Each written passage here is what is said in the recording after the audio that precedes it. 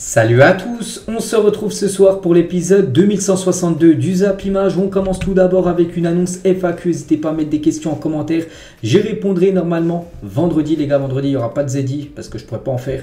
Donc ça sera une FAQ, donc voilà, n'hésitez pas à mettre des questions, je répondrai à vos demandes. Donc on continue bien sûr cet épisode et on va parler du Real Madrid. J'ai pas pu en parler à midi parce que j'ai déjà parlé de tous les gros championnats. Donc j'ai dit à midi que j'allais en parler ce soir. Voilà, de cette finale de Coupe du Monde des clubs qui a eu lieu cet avant-hier entre le Real Madrid et l'équipe de Al Hilal. On va revenir bien sûr sur ce match où le Real Madrid s'est imposé 5-3 contre l'équipe saoudienne. Donc les buteurs, donc Benzema, buteur, Vini Junior, doublé et Fede Valverde, doublé, 8 buts quand même en finale de Coupe du Monde des clubs. Il y a eu beaucoup de buts, 3 buts quand même encaissés par l'équipe du Real Madrid. C'est 3 buts de trop. Voilà, le Real Madrid doit avoir une meilleure défense, mais bon, 5 buts inscrits. Et le Real Madrid remporte de nouveau la Coupe du Monde des clubs. Quel club, cette équipe madrilène. Donc après 60, après 98, 2002, 2014, 2016, 2017, 2018 et 2022. Donc c'est la 8e victoire en Coupe du Monde des clubs pour le plus grand club au monde. Le Real Madrid, son gars d'un trophée, c'est énorme. Ils ont remporté beaucoup de trophées. En plus, avec ce nouveau trophée, c'est simple. C'est le 100e trophée de l'histoire du Real Madrid. Ils étaient à 99 il y a quelques jours. Ils sont à 100. Trophée maintenant, cette équipe madrilène. Il y a noté que Karim Benzema, donc il en a remporté quand même 25 de trophées. Donc maintenant, avec ce nouveau trophée de la Coupe du Monde des clubs, donc c'est lui le co-meilleur, enfin le joueur le plus titré de l'histoire du Real Madrid avec Marcelo. Donc Marcelo 25, Benzema 25. Donc voilà, c'est incroyable bien sûr pour ces deux légendes totales du côté du Real. Et Benzema 25 titres ou trophées, a participé comme à un quart du palmarès du Real Madrid, qu'à 100 trophées. J'ai dit Benzema à lui seul 25, donc ex aequo avec Marcelo. Donc prochain trophée peut-être remporter peut-être la Ligue des Champions, la Coupe du Roi ou même la Liga, même si c'est compliqué de revenir sur le Barça, ça sera 26 trophées pour Karim Benzema. Il deviendra le joueur du Real Madrid le plus titré de l'histoire, c'est ce qu'on espère bien sûr pour Karim.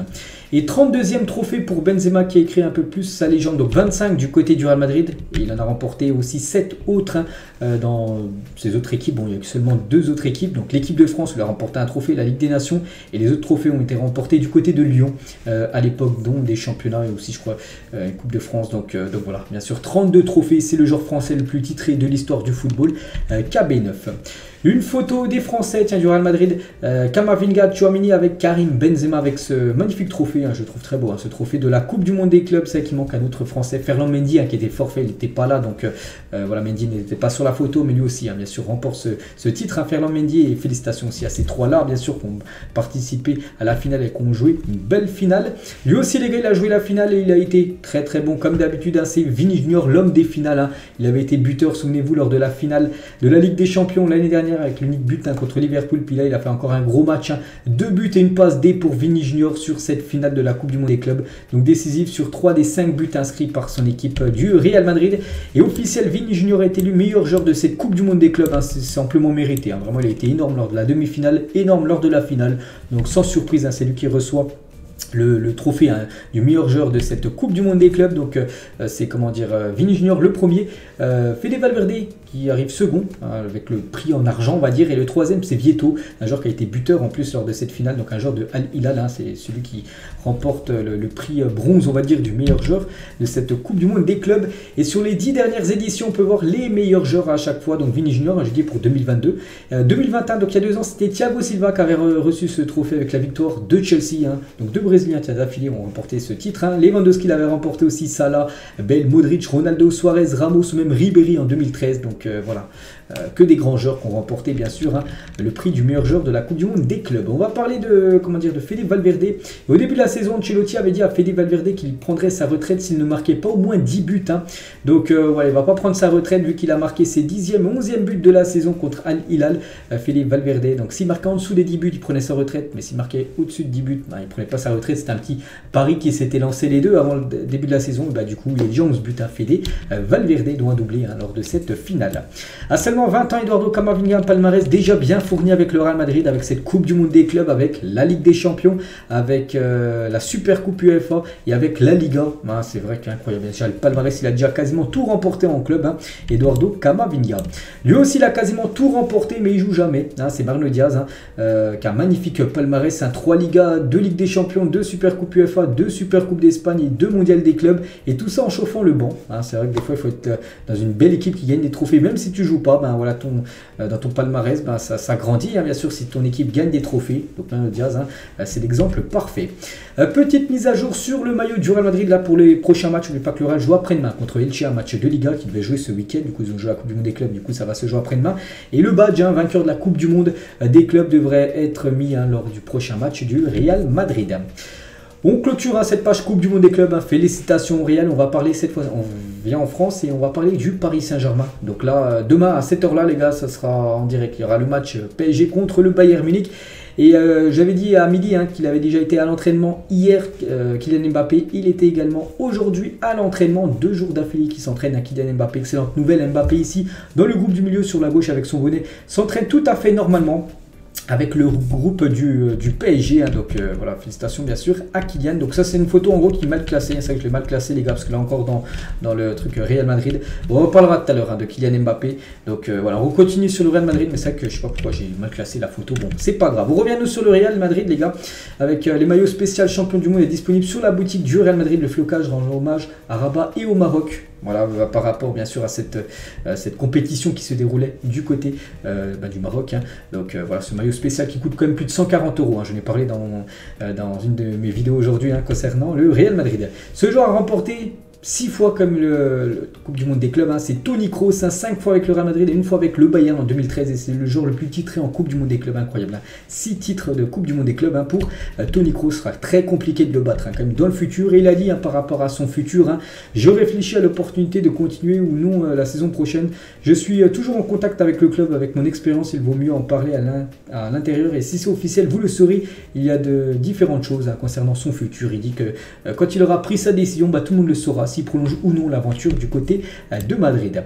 Et toujours avec cette Coupe du Monde des clubs, hein, sur les 10 dernières éditions de la Coupe du Monde des clubs, 10 clubs européens se sont imposés, hein. Donc voilà, ça a été le Real Madrid, Chelsea, Bayern, Liverpool, Real, 3 fois d'affilée, Barça, Real et le Bayern Munich en 2013, où ça a été Franck Ribéry, j'ai dit, qui avait été élu meilleur joueur de cette Coupe du Monde des clubs. Pourtant il n'avait pas remporté, n'oubliez pas, le Ballon d'Or.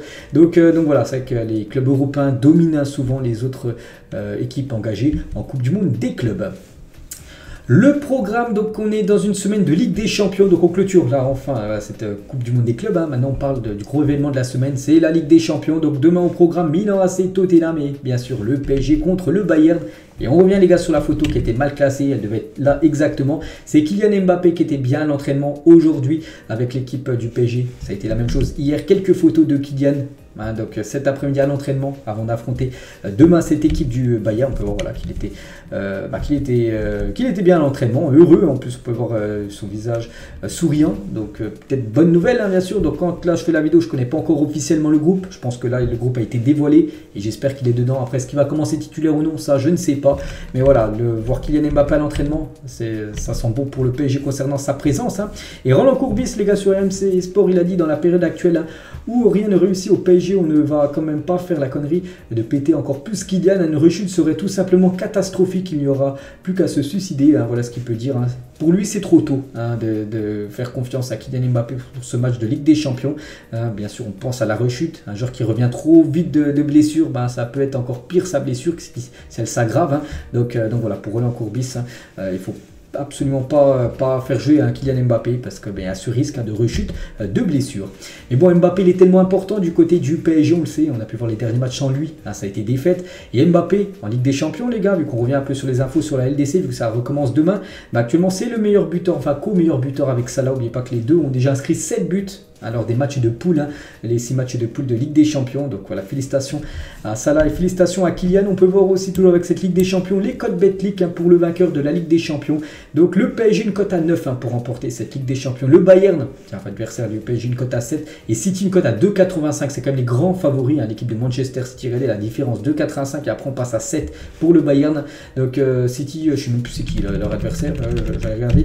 City vont jouer contre Leipzig. Voilà, en 8e de finale, donc ça sera le 22, hein, ça sera la semaine prochaine parce que là il y a déjà 2 matchs demain, 2 matchs après-demain, puis les 4 autres rencontres se joueront semaine prochaine. Donc voilà, on peut voir par exemple le Real Madrid, un dernier vainqueur, une cote à 11, Tottenham une cote à 20, Leipzig une cote à 100, bon, ils vont jouer contre City, ou là c'est Milan une cote à 50 pour gagner cette Champions League. Toujours demain sur cette rencontre, ça sera l'arbitre anglais, Michael Oliver, qui sera l'arbitre principal de ce PSG Bayern. Il a déjà arbitré l'équipe du PSG cette saison, c'était contre le Benfica lors du match retour, il y avait eu un partout au Parc des Princes, donc ça sera de nouveau lui au sifflet, lors de cette rencontre demain.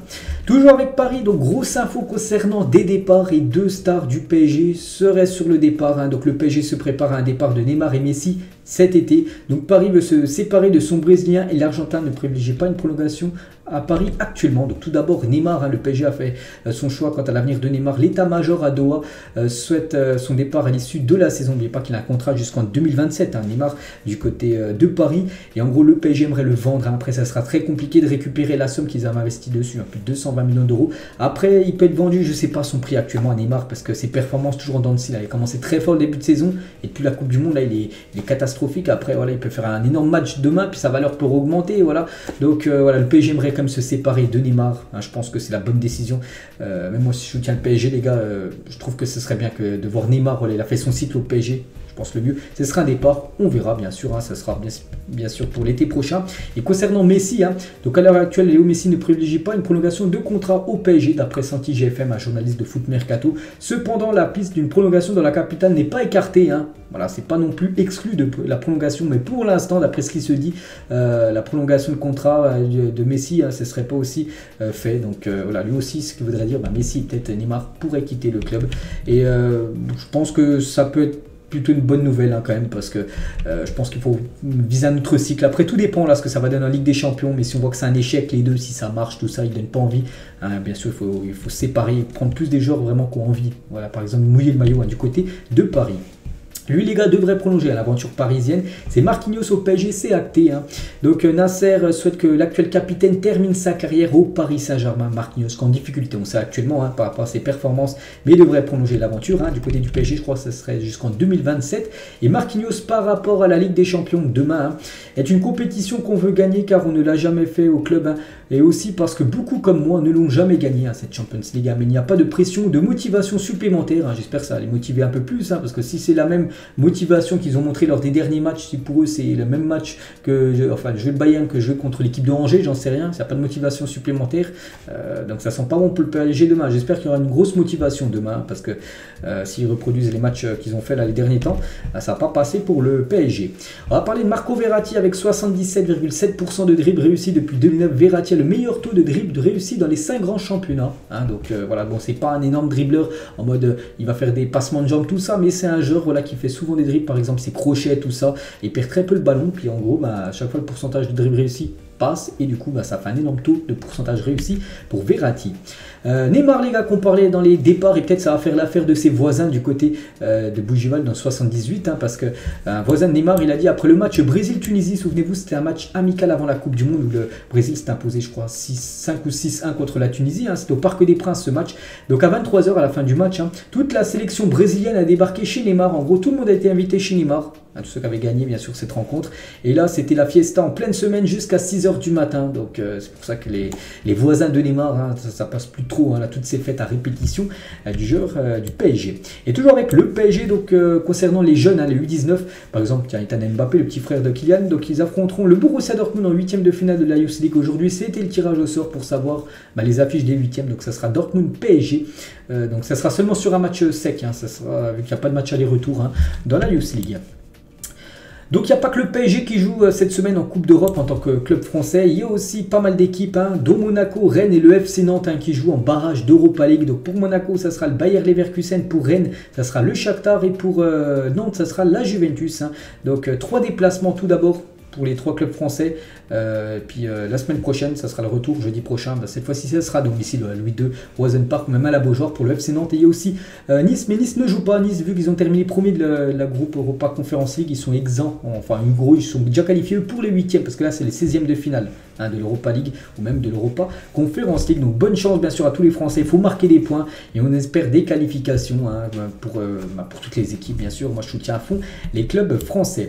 Et le gros programme en Europa League, j'ai dit, on a parlé de Rennes, Monaco, Nantes, mais aussi cette énorme affiche qui flash aux yeux, bien sûr, le Barça contre Manchester United. C'est jeudi soir, match aller au Camp Nou. Jeudi prochain, là, dans à peu près une dizaine de jours, ça sera à Old Trafford. Hein. Eric Ten Hag, les gars, il a dit Barcelone, un grand match entre deux grands clubs. Hein. Nous avons hâte de nous mesurer à eux. C'est vrai que les deux équipes là, ça marche très très bien. Manchester, hein, ça fonctionne bien. En plus, Marcus Rashford qui met beaucoup de buts. Et le Barça qui a tout gagné, hein, qui reste sur 11 victoires d'affilée. Donc voilà, l'énorme affiche hein, qui nous attend aussi. C'est quasiment une affiche de finale de Ligue des Champions. Ça va se jouer seulement pour un barrage hein, de l'Europa League pour se qualifier pour un 8e.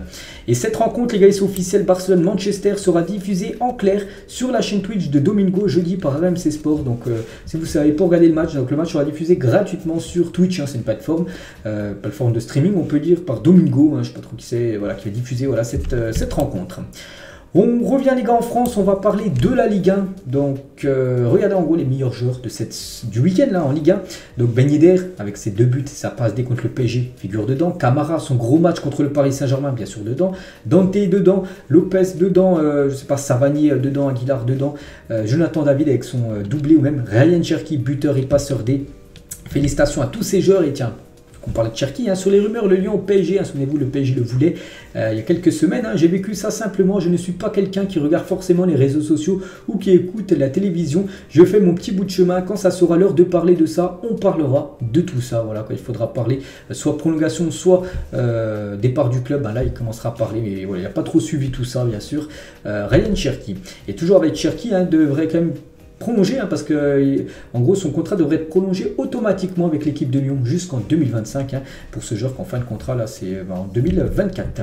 Toujours avec Lyon, je l'ai dit à midi que Alexandre Lacazette est sorti sur blessure lors du match hier contre Lens et du coup il sera absent 2 semaines, il va louper les matchs contre Auxerre et Angers, bon les 2 derniers je crois du championnat, donc voilà Lyon qui performe là, actuellement, il reste sur pas mal de victoires, donc ils vont quand même se priver d'Alexandre Lacazette hein, pour ces 2 futures rencontres de Ligue 1.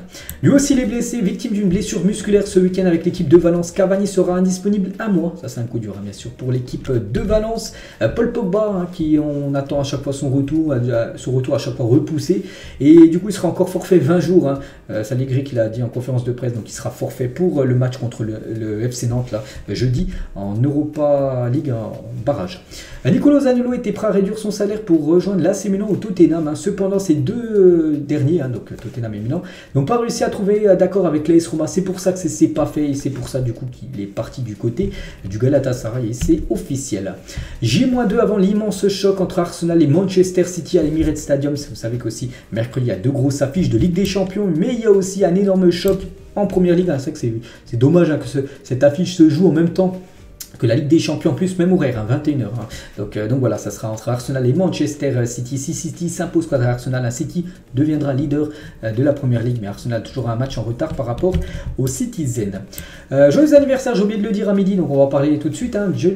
Pierluigi Collina, il fête aujourd'hui ses 63 ans, donc c'est pas un ancien footballeur, c'est un ancien très grand arbitre. Hein. Considéré peut-être comme le meilleur arbitre de l'histoire du football. Donc le seul arbitre de l'histoire à avoir figuré sur la couverture comme d'un jeu vidéo, hein, c'était pas un joueur sur ce jeu PES 3 sur la plateforme PlayStation 2, c'était un arbitre incroyable. Hein. Donc voilà, bon anniversaire à Collina.